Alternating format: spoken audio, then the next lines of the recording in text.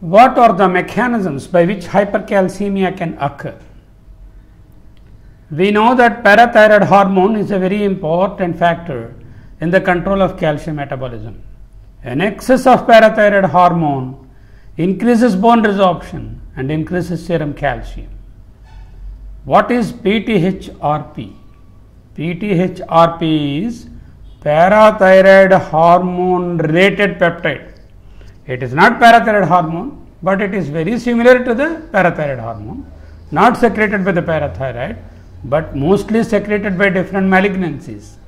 This PTHRP is not suppressed by the serum calcium, whereas normal PTH is suppressed by high serum calcium. PTHRP is not suppressed by the high serum calcium. It is secreted by the malignant cells.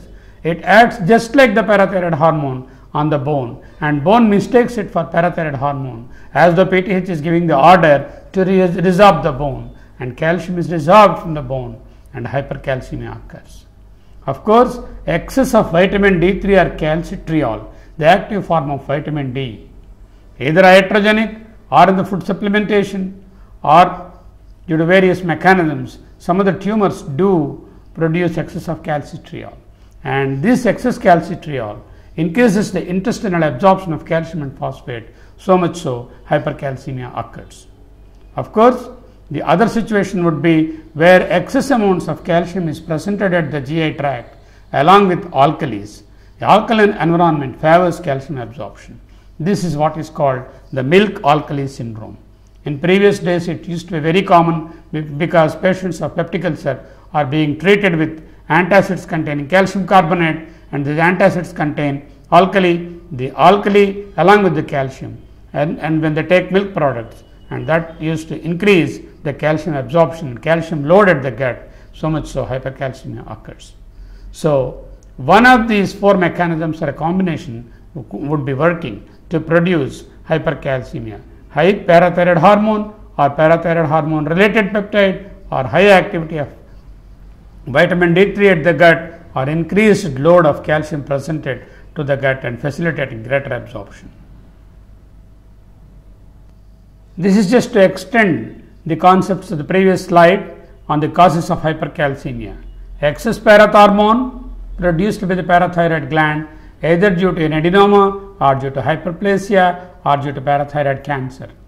Excess vitamin D, either consumed in the diet or taken as a supplement or injected iatrogenically, this can result in hypercalcemia. Malignancies of different types can secrete parathyroid hormone like peptide, and they can produce hypercalcemia. Medicines, particularly thiazide diuretics, then lithium, vitamin A, and some of these drugs can increase calcium levels in the serum. Certain endocrine diseases like thyroid, hyperthyroidism, pheochromocytoma, acromegaly, these can also increase the serum calcium levels. Of course, there are certain genetic conditions in which calcium excretion by the kidney is at fault, and that can result in hypercalcemia. Though we have talked of many different causes of hypercalcemia, it is essential for us to remember that hypercalcemia is mainly due to two important causes. One is the primary hyperparathyroidism, the other is malignancy. If a patient is having persistent hypercalcemia, unless we exclude primary hyperparathyroidism and an occult malignancy, we will not be able to solve the riddle. 90% of the cases of hypercalcemia are either due to primary hyperparathyroidism or due to malignancy. These conditions must be differentiated very early to provide optimal treatment and accurate prognosis, because primary hyperparathyroidism is a treatable condition. Surgical ablation of the parathyroid gland corrects the problem completely, whereas if it is due to malignancy, the prognosis is poor, the chances of cure are remote. The humoral hypercalcemia of malignancy implies a very limited life expectancy, only a matter of few weeks, whereas primary hyperparathyroidism has got a benign course and the prognosis is very good. So this is important for us to again reiterate the point that hypercalcemia per se 90% of the times is either due to a primary hyperparathyroidism or due to an occult underlying malignancy. So, the parathormone related hypercalcemia, primary hyperparathyroidism, secondary hyperparathyroidism due to sporadic, familial or due to multiple endocrine neoplasia, also known as MEN1 or MEN2. MEN is multiple endocrine neoplasia, MEN1 or MEN2. Tertiary hyperparathyroidism and parathyroidism associated with chronic renal failure, and parathyroidism again due to vitamin D deficiency. If there is a deficiency of vitamin D, and in order to compensate for the deficiency, the body secretes more and more of parathormone. These are the different forms of parathormone related hypercalcemia. Then the vitamin D related hypercalcemia, the commonest one is the vitamin D intoxication. People will be taking supplements of vitamins which may contain large quantities of vitamin D. Unknowingly, they will be thinking that taking more vitamin D may be good for the health, and they may be taking. Excessive exposure to sunlight also can turn out to be an intoxicating factor for vitamin D formation. Iatrogenic vitamin D injections. Physicians, under the wrong notion that excess vitamin D may be essential, in old age they may be frequently injecting vitamin D, and then that could produce hypervitaminosis D or vitamin D intoxication. Usually the 25 hydroxy vitamin D2 is present in the over the counter supplements.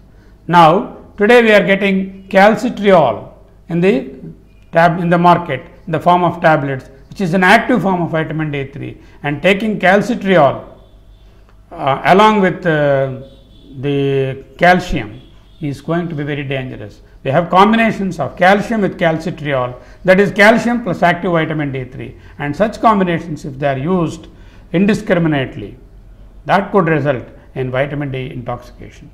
Granulomatous diseases, for example tuberculosis, borreliosis, sarcoidosis, these granulomatous diseases produce what are called the macrophages.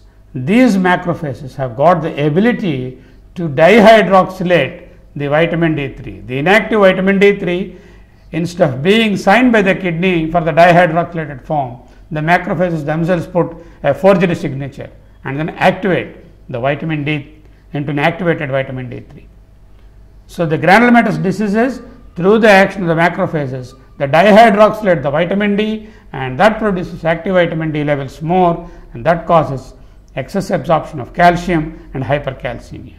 Hodgkin's lymphoma also produces macrophages, and these macrophages do behave in a similar fashion as the granulomatous diseases. These are the various vitamin D related causes of hypercalcemia. Now we have cases of malignancy which cause hypercalcemia, either occult malignancy or overt malignancies. In malignancies, usually it is humoral hypercalcemia of malignancy, because some of these tumors secrete a hormone called parathyroid hormone related peptide or PTHRP. This PTHRP, as I have already told you, it is very much similar to the parathormone, but it is not suppressed by the serum calcium. Normal parathyroid hormone has got a feedback inhibition. Whenever there is an excess of serum calcium, parathyroid hormone is stopped from the parathyroid glands. Whereas the tumor cells in the malignancy, they produce the PTHRP without any control, without being inhibited by the serum calcium levels. So, it occurs as humoral hypercalcemia of malignancy. The tumors commonly that produce are the tumors of the lung, head and neck, and squamous cancers, particularly the solid tumors. Also, the RCC, renal cell carcinoma, is notorious to produce hypercalcemia associated with hyperparathyroid hormone related peptide. Another mechanism how the malignancies produce hypercalcemia is by local osteolysis.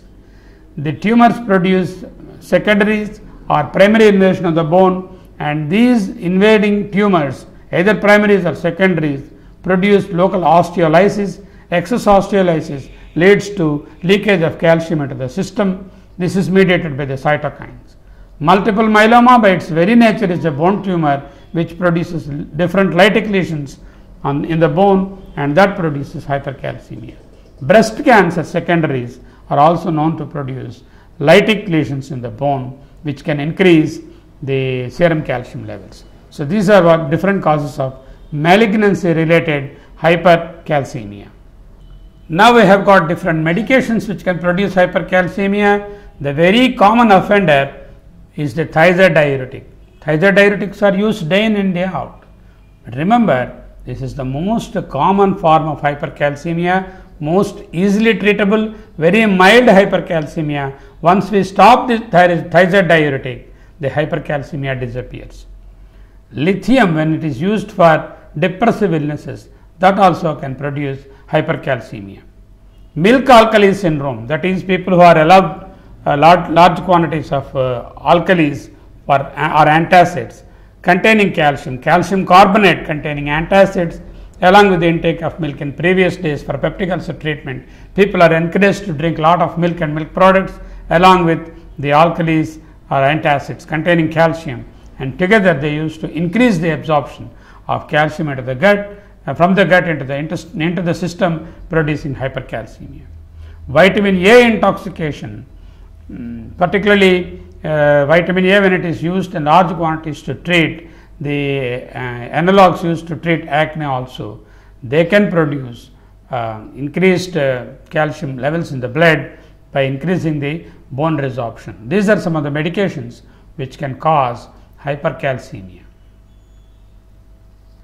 Of course, certain of the other endocrine diseases other than the parathyroid endocrine diseases can also produce hypercalcemia, particularly hyperthyroidism with high turnover of bone, high metabolic rate, high turnover of the metabolism can increase calcium in the blood and cause hypercalcemia. Adrenal insufficiency, acromegaly, pheochromocytoma are known endocrine diseases which can cause hypercalcemia. Other rare conditions are genetic disorders and other diseases. The FHH, also known as the familial hypocalciuric hypercalcemia. Familial hypocalciuric hypercalcemia, FHH, is a mutated calcium sensing receptor gene. In this, what happens is the patients will not be able to excrete the calcium through the kidney because the gene that facilitates calcium excretion at the level of the kidney is faulty, is mutated, and so the calcium excretion is reduced.